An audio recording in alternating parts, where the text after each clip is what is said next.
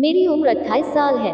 पढ़ी लिखी हूँ, सुंदर हूँ और बैंक में जॉब करती हूँ। बहुत ही हॉट हूँ। 36 साइज की ब्रा पहनती हूँ। गोरा बदन है, मखमली शरीर पर बहुत ही शर्मीली हूँ। मैंने आज तक किसी को भी बॉयफ्रेंड नहीं बनाई, क्योंकि मुझे समाज का बहुत ही डर था और पापा मम्मी की इज्जत का सवाल भी था।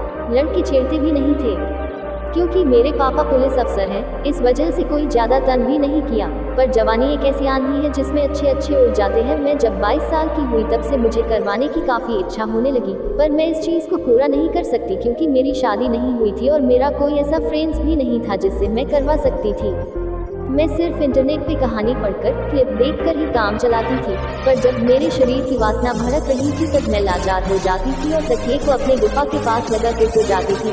करती भी क्या, कोई चारा भी नहीं था। अपनी भावनाओं को दबाते रही, यही सिलसिला वर्षों तक चलता रहा। अब मेरे लिए लड़का ढूंढने के लिए माँ पापा अक्सर जाया करते थे, क्योंकि मैं 28 साल की हो भी गई हूँ। शादी बहुत ही जरूरी काम उन दोनों के लिए हो गया है। मेरे से एक छोटा भाई है जो कि 21 साल का है। हम दोनों में काफी अच्छी बनती है, अपनी बात एक दूसरे को शेयर करते हैं। एक दिन की बात है, पापा और मम्मी दोनों बाहर गए थे 2 दिन के लिए। हम घर में दोनों भाई बहन ही थे।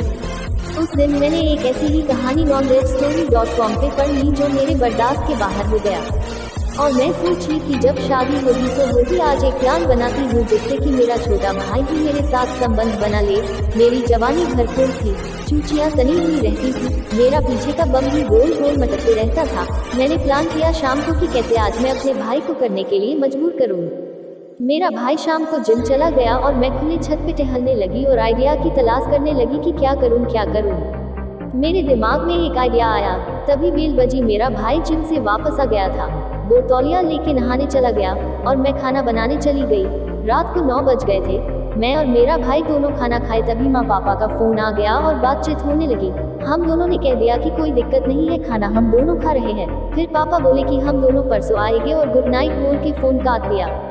हम दोनों टीवी देखने लगे, बिग बॉस। पर मेरी धड़कन तेज हो रही थी, सोच रही थी कि क्या होगा अगर ये बात माँ पापा को पता चल गया तो, या तो मेरा भाई मुझे खोदने से मना कर दिया तो क्या करूँगी।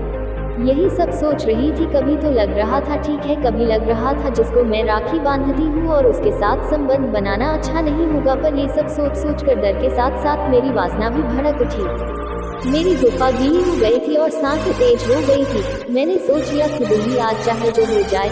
मैंने नाटक किया, भाई मेरा मन ठीक नहीं लग रहा है, भाई मैं अच्छी महसूस नहीं कर रही हूँ, बहुत घबराहट हो रही है। अचानक मैं ये सब बात बोलने लगी और कहने लगी, मेरे सीने में दर्द होने लगा है। मेरा छोटा भाई घबरा गया, बोला दीदी चलो हॉस्पिटल चलो। पर आपको भी पता है मुझे क्या हुआ था। मैंने कहा नहीं नहीं, मैं जा नहीं पाऊंगी।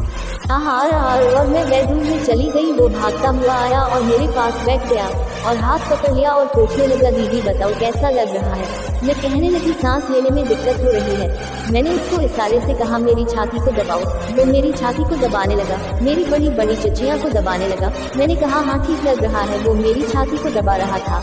मैं नाइटी पहनी थी, ब्रा पहने ही सो चुकी थी। मेरी चूची को वो दबा रहा था और कह रहा था, बोलो दीदी कैसा लग रहा है। मैं कह रही थी ठीक लग रहा है, दबाते रहो। वो दबाता रहा। फिर मैंने कहा देखो ऐसे नहीं होगा, बाम ले आओ अलमारी से। वो दौड़ कर गया और बॉम्ब लेके आ गया। मैंने कहा देख भाई तू भी घर में है, मम्मी रहती तो वो मालिश कर देती, पर मैं तुम्हारी बहन हूँ, क्या तुम बाम मेरे सीने पे लगा दोगी। तो वो बोला दीदी अगर आपको बुरा नहीं लगे तो मैं बिल्कुल लगा दूंगा, इस वक्त कर भी क्या सकते हैं। वो बाम हाथ में लेके नाइटी के गले से ही हाथ अंदर डाल के मेरे छाती पे, या तो यूँ कहिए कि वो मेरी चचियों पे बाम लगाने लगा। पर वो पूरे छाती पे कैसे लगा था, हाथ सही से घुस नहीं रहा था अंदर। उसके बाद मैंने कहा कोई बात नहीं दीपू, मैं नाइटी खोल देती हूँ। और मैंने नाइटी खोल दी, बस पैंटी में थी। मेरा गदराया हुआ बदन देखकर वो ऊपर से नीचे तक मेरे शरीर को देखने लगा और मैंने कहा लगा दे बाम, और वो बाम लगाने लगा। मैं उसे देख रही थी और वो मुझे देख रहा था। धीरे धीरे मैं नॉर्मल हो गई, मेरी चूँ तो पानी पानी हो गया था। जब मैं अपने भाई के पेंट की तरफ देखी तो उसका नाक खड़ा हो रहा था, पर वो छुपाने की कोशिश कर रहा था। मैं समझ गई, मैंने अपना पैर अलग अलग कर दिया। वो मेरे पैंटी के तरफ देखा और फिर मुझे देखा। मैंने उसका हाथ पकड़ लिया और कहा भाई शर्म मत कर, आज तो तूने मेरा सब कुछ देख लिया और मैं ये भी देख रही हूँ तेरा प्राइवेट पार्ट कैसे खड़ा हो गया है। अगर तुझे प्यार करना है तो कर ले, आज मैं कुछ भी नहीं बोलूंगी। तो लुत्फो ने कहा नहीं दीदी, अगर ये बात माँ पापा को पता चल गया तो हम दोनों को गोली मार देंगे। मैंने कहा आज मौका है, यहाँ कोई है नहीं और उनको कहेगा कौन। रात को 12 बज रहे हैं। और मैंने उसको खींच लिया। उसकी गरम गरम सांसें मेरे होठ के पास चलने लगा।